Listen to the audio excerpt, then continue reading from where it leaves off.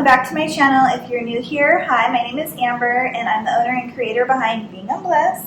And in today's video, we're going to talk about how to make hats on the SWF 12 needle. I've had a lot of questions on how to hoop it and set it up and just get ready to stitch out a hat. So I have done this custom order of hats. This is my very first custom order on hats, doing it with this machine. I feel very confident that I learned a lot along the way that I want to show you guys exactly step by step how I did that, how to adjust settings and whatnot. Also made myself a cute little hat that I can wear for this video. And yeah, so anyways, if you guys have any questions, don't forget to leave them in the comments. Don't forget to give this video a thumbs up. And if you like this kind of content and want to learn more about how to hoop and stitch out a hat, please continue watching. I'm going to first show you guys how to hoop the hat. Now, this is the hoop that comes with my hat frame. And so I already have it on the driver. And what you're going to want to do is make sure that once you have it on here, you need to clamp down these right here. Don't forget to do that because I did and it didn't hoop correctly. So make sure you put these clamps down before you even put your hat on the hoop. Okay, the next thing that you're going to need is some hat stabilizer. So I have purchased this particular stabilizer from ALLSTITCH. And then what you're going to want to do is just simply place it underneath of this little lever right here. This red line means the center point on the hoop. So you're going to want to place your hat as close to the center as possible. And if you are not perfect on that, I will show you how to move around that. So let's get started on hooping the hat. You're also going to need whatever hat you're going to be using to stitch out. This is a Richardson 111 trucker hat, as you can see right here. My customer chose this hat, and so you can get these pretty much on any website, but I ordered mine from blankapparel.com. And the next thing that you're going to want to do before hooping it is take out the they have like a paper backing on the back of here, so you want to take that out. And then what I have been doing is unsnapping the back. You always want to unsnap the back, at least that's what I've learned. And you want to pull forward this little band that they have in here. And what I've done is after that, I just stretch this out to make it a little bit flatter so that it can hoop better. Once you've stretched out your band on your hat, what you're going to do is I like to bring my bottom part up underneath these bars right here just so that it gets secure. I take my middle fingers and I press down the stabilizer as I pull up on the hat. I try to line it up as best centered as I can with this red line right here and the line in my hat. Now, some hats don't come with a center seam, so you'll just have to eyeball it or mark it, however you want to do it. But what I've been doing is making sure I press down flat on this so it's super flat on the hoop. I lay my hand down, making sure that my neckband is as far up as it can go and as centered as it can be.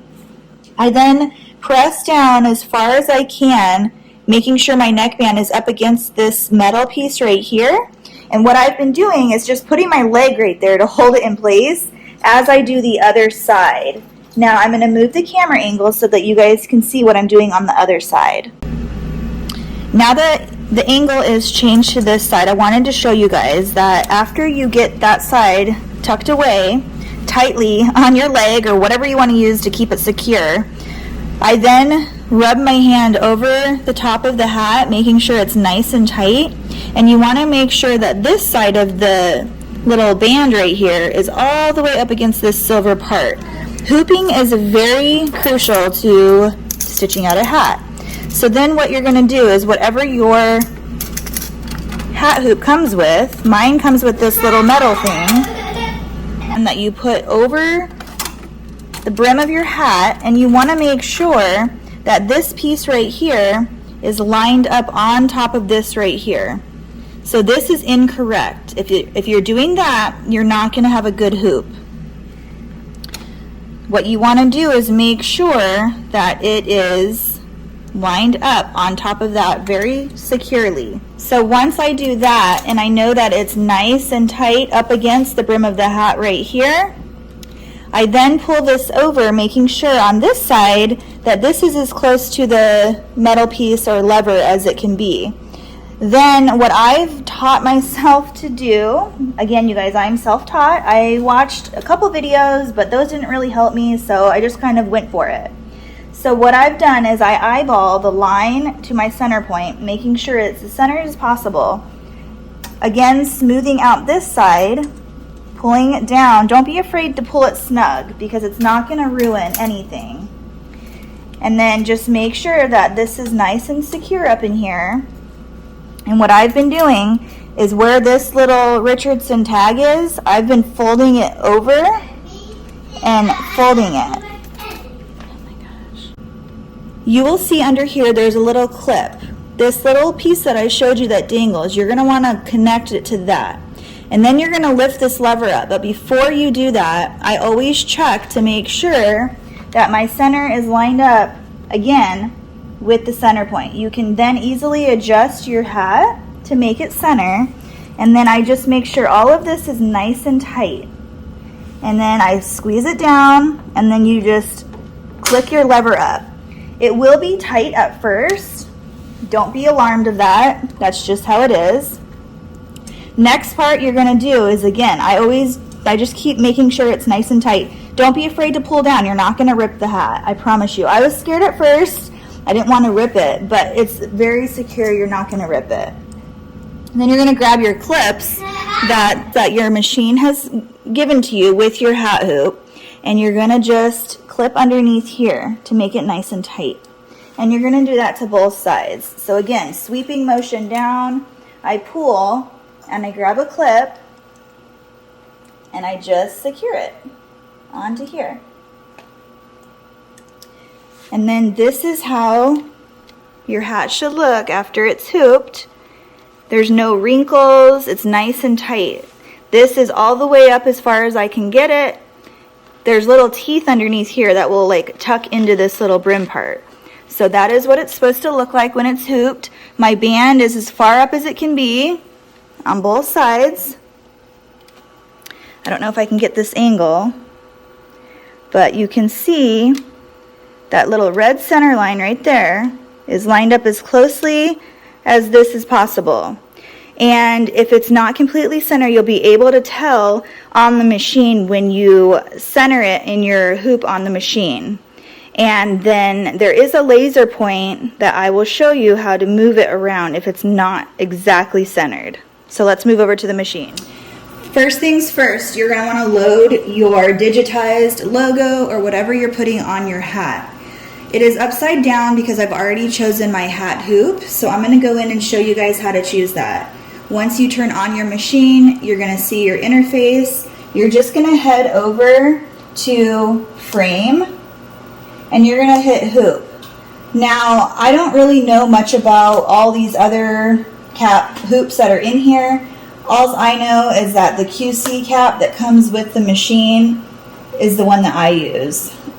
Every single time it has put it in the right spot. I haven't had any issues with it. So I just choose cap QC and I hit OK, and it'll recalibrate for that hoop.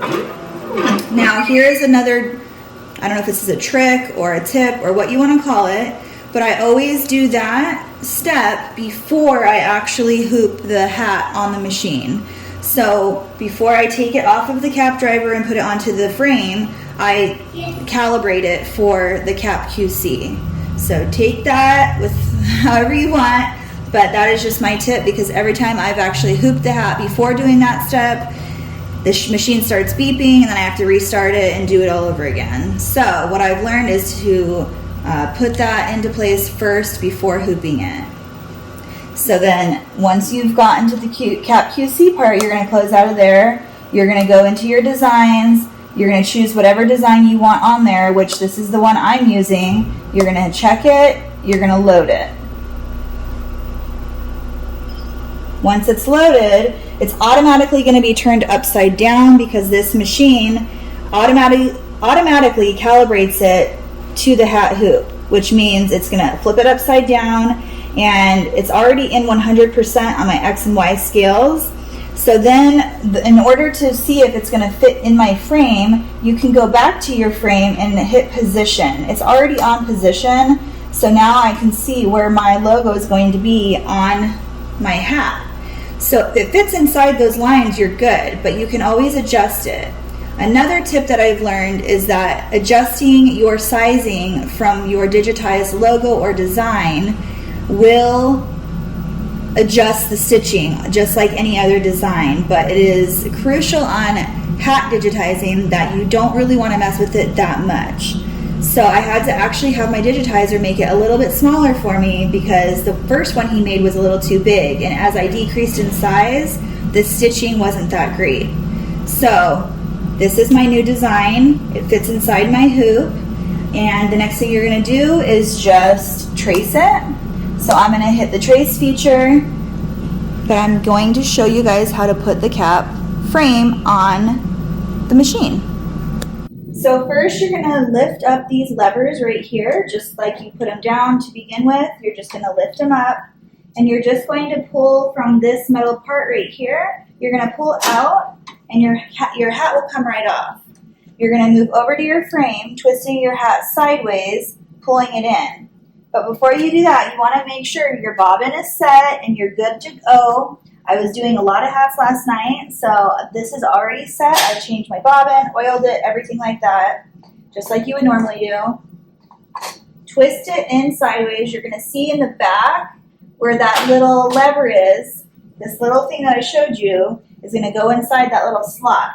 You're going to push it in. Do not forget to push your levers down. So I do one side, pushing it down, making sure it's all pushed in, and then sometimes your brim of the hat will get caught on the levers, so just make sure it's not caught. Push it all the way down. Now you can see, let me move in here, that it is centered exactly on my hat.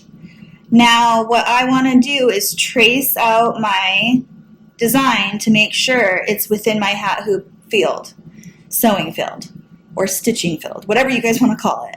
So that's what we're going to do right now. I'm just going to hit OK.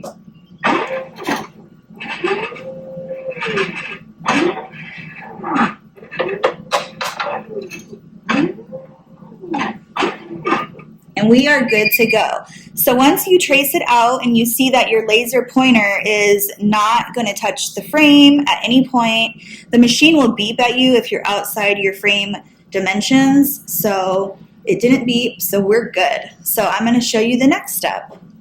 So the next step after hooping your hat and getting it all aligned and everything is you're going to go into your needles and you're just going to set your colors. So this is a 2-color design, so I already know I want the whole major part of the design to be white, and then I already know that my other color I want is on needle 12. I don't need it to stop at any point, it's not applique, so I'm just going to hit close, and now your colors are set.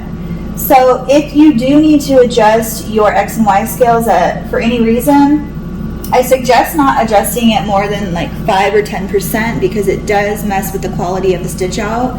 I would just then ask your digitizer if they could reduce the size for you. That's what I did.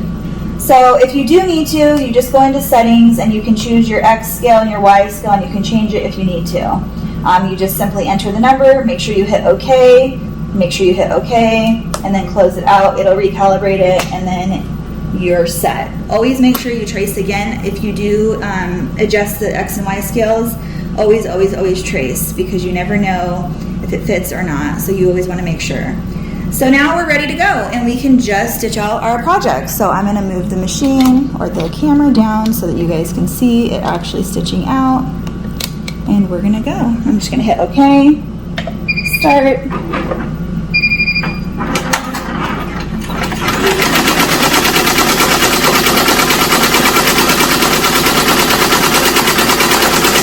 And the way that I have realized if it's centered on this exact design is there's little dots. You'll see them stitching out. There's going to be 7 polka dots on this bottom line.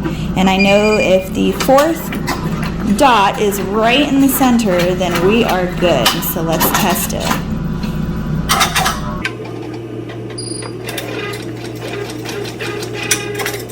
So here is an example of the hat, of how it's stitched out.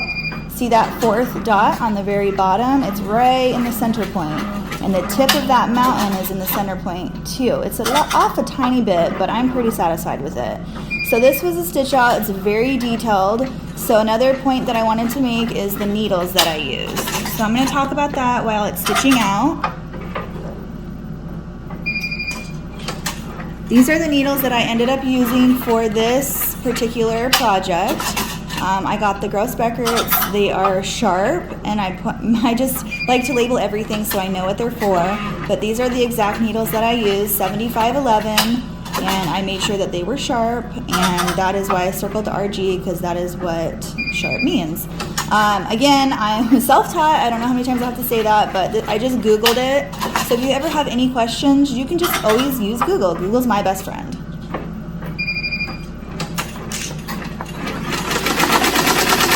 So we're going to let that stitch out,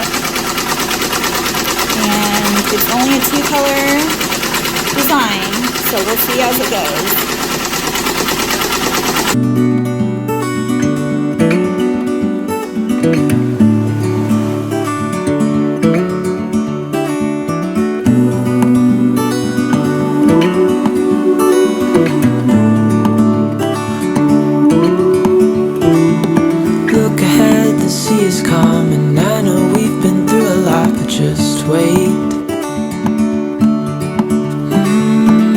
for better days to come and carry us like wind in our sails. Hold on tight, I can smell the shore, it's right in front of us. If we just hold on tight, this vision that I saw is getting closer every dawn. We are dreamers of the shore.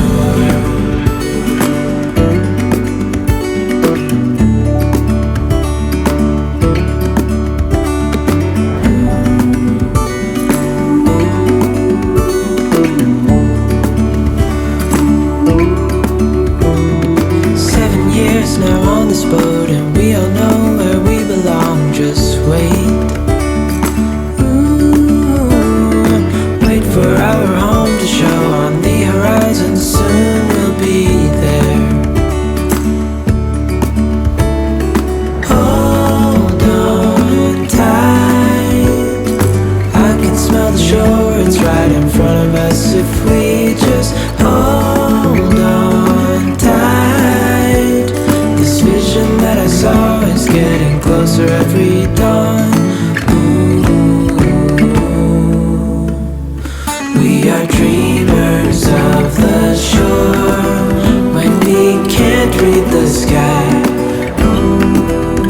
We just sail with the wind that we've got, and when we're drowning in doubt, just keep on believing. We are dreamers of the... Okay, so it is done stitching out. It did not have any thread breaks, and I'm going to show you a close-up of what it looks like. So the mountain is directly in the middle. You can see there are some little threads hanging out that I need to cut off, but overall the stitching is great on it. Let me go ahead and zoom out so that you guys can see it a little bit better, and I'll go in. You guys can see that there is not that many mistakes on it. There's a little bit like right here that I need to, that's probably just didn't catch underneath, so I'll just kind of take that out. I'll cut off this little string right here. The blue little lettering stitched out perfectly. And I'm going to show you guys my very first hat that I stitched out so you guys can see the difference from the first hat to this hat, because I did struggle along the way. I'm not going to lie. I'm going to tell you guys exactly how it is. It was kind of a long journey to get to stitching out really well. It had nothing to do with the machine. It had to do with adjusting my tension on my bobbin and using the right needle and thread. So let me switch the camera around so I can show you guys. Okay, so there's nothing to be embarrassed about when it comes to using an embroidery machine. There's a lot of work that goes into experimenting with different needles, different thread, different tensions. Everything that goes into stitching out on an embroidery machine takes time and practice, and you have to do it over and over and over again to get to the result you want. So this right here is proof that I'm not perfect, and everyone makes mistakes, but you have to learn from them. So I don't know if you guys can see it very well, but this right here was my very first stitch out on this hat. See how you can't even read the bare hill on there? The tension was way off. The dog isn't filled in. The mountains are kind of sparse. This is kind of sparse. So I had to go in and kind of mess with it. And what I ended up doing was, it was mainly my bobbin. So I had to tighten my bobbin. It wasn't tight enough. And then now you can see it got better as we went along. Everything else, I didn't stitch up here because this was just a practice one. I always end up buying one extra of whatever product I'm using. So this was an extra hat that I wanted to practice on before I actually did the real one. And so it got better. So knowing that I didn't really have enough room, I mean, I guess I could have done more over here, but I didn't want to. So I just moved along to the original product. And what I ended up doing from this one on, I ended up tightening my bobbin just a tad bit more, and then you ended up getting the final results, which is this one. So it went from not really good stitching to even better. And I know I can get better and better as I keep doing them. This was my very first custom order on hats, so I'm pretty proud of the work that it output. And if you guys have any questions, just feel free to ask. I didn't really go over the thread that I used, so I actually used a combination because I had previously, like a year ago, tried doing hats and I kind of gave up for a while on it. So I did have 60 weight thread in my stash. So the white is 60 weight thread with a 7511 sharp needle, the GROZ-BECKERT needles that I showed you in the previous clip, and then the blue is just my regular embroidery 40 weight thread that I use on my t-shirts, and I had no issues with either one of them. Again, all the issues I had was with my bobbin. So if you're having issues, please check your bobbin tension first. But yeah, if you have any questions, feel free to leave them in the comments below, and I hope you guys enjoyed this video. Thank you so much.